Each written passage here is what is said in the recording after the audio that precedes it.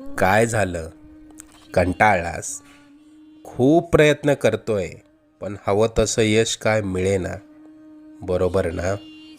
आता ही धावपळ सोडून कुठेतरी लांब निघून जावंसं वाटतंय ना? अजून किती दिवस सोसावं लागणार हेच तुझ्या डोक्यात कायम असतं.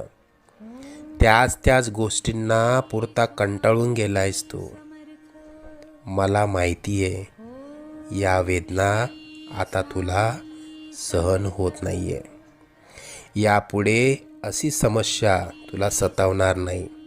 तू आजपर्यंत भरपूर दुःख सहन केलंस. तुझी वाईट वेळ संपून जाईल. त्यानंतर येतील सुखाचे सोन्यासारखे दिवस. बाळा, तू प्रयत्न करत राहा. जिथे तू थांबशील तिथून पुढे तू हाती घेतलेले कार्य आम्ही पूर्णत्व